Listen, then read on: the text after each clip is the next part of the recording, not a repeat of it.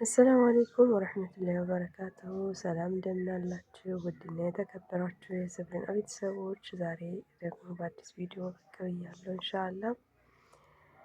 ዛሬ እንግዲህ ለብዙ እህቶቻችን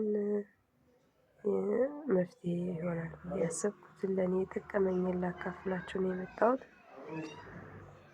ብዙ ጊዜ በጣም የሚያስቸግረን ሴቶችን እንግዲህ እንጀራ እየሻገተ ነው እና እኔ በጣም ተቸግሬበት የነበረ ነገር ስለሆነ አሁን መፍትሄውን ስላገኘሁ ለእናንተም እስኪ ይጠቅማችኋል ብዬ ስላሰብኩኝ ነው ይዤላችሁ የመጣሁት። እንግዲህ እንደ ማንኛውም እንደዚህ አብክተን አብሲት እንጨምራለን። ከዛ ስንጋግረው ነው እንግዲህ መፍትሄው ኢንሻአላህ አብረን የምናየው ይሆናል። ያውን አብሲት የጣልኩበትን ሰዓት አለ ከኋላ ስላፈጠንኩት ነው እንጂ ሳይታያችሁ አለፈ መሰለኝ። የአብሲት የጣልኩበት ሰዓት የተጋገረበት አለ። ከዛ ስንት ቀን እንዳደረ ደግሞ ታዩታላችሁ ቀኑን ማለት ነው። እንግዲህ የተጋገረበት ቀን ነው በ15 ማለት ነው። የተጋገረበት ይሄ ነው። ከአሁን በፊት ያለው ያቦካሁበት ነው።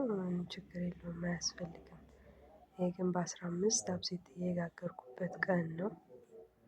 እንግዲህ ስንት ቀን እንደቆየ መጨረሻውን አብረን እናያለን።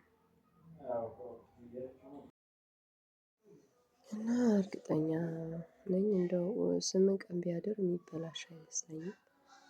ለማንኛውም ትሞክሩታላችሁ። እኔም እስኪ ስንት ቀን እንዳደረ ቀኑን አይታችሁ ታውቁታላችሁ ማለት ነው ኢንሻአላህ።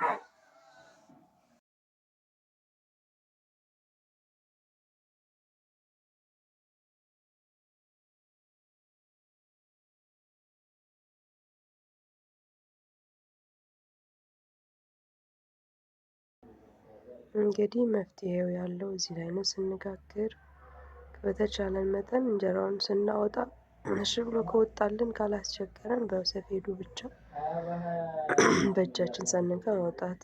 ካስቸገረን ግን አንዴ ስናወጣ መንካቱ ብዙም እንትን አይደለም። ሞሰቡ ላይ ስናደርገው ግን ታጠፈ ተዛነፈ ምናምን ብለን ባንነካካው በቃ እሱ ነው ዋናው እንትን። ከዛ ደግሞ ሌላው መፍትሄ የሆነኝ አንዷ እህቴ እንደዚህ እየተበላሸብኝ ነው ስላት ይሄን ሞክሪው ስትለኝ ሞከርኩት ማለት ነው። 3 እንጀራ እንደዚህ ካወጣሁ በኋላ እንደዚህ 3 እንጀራ ካወጣሁ በኋላ መልሼ ከምጣዱ እንደማሞቅ አንድ ላይ 3ቱንም እጨምረዋለሁ ማለት ነው። እንደማሞቅ ከጨመርኩት በኋላ ከድነዋለሁ። ከድኜ የተወሰነ ደቂቃ ከተውኩት በኋላ አወጣዋለሁ። የተወሰነ ትንሽ ሰከንድ ሞቅ እስከሚለው ድረስ።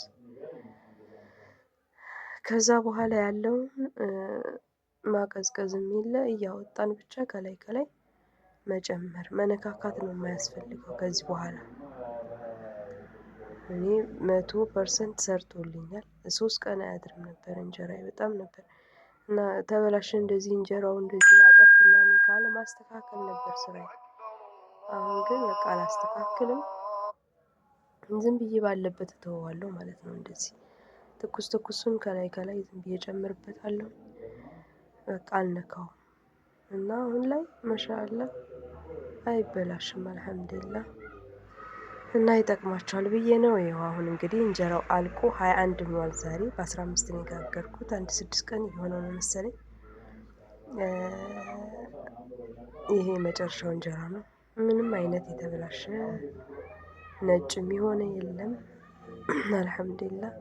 ትንሽ የተሞቀው ደረቅ ሊል ይችላል ግን ከሚበላሽ አህሰን ቢደርቅ ችግር የለውም። ለፍርፍር ምናምን እናደርገዋለን። እሺ እንግዲህ ውድ ቤተሰቦቼ የዛሬው ቪዲዮ ይሄንን ይመስል ነበረ። ኢንሻአላህ እንደሚጠቅማችሁ ተስፋ አደርጋለሁ። ሰላም አለይኩም ወራህመቱላሂ ወበረካቱ።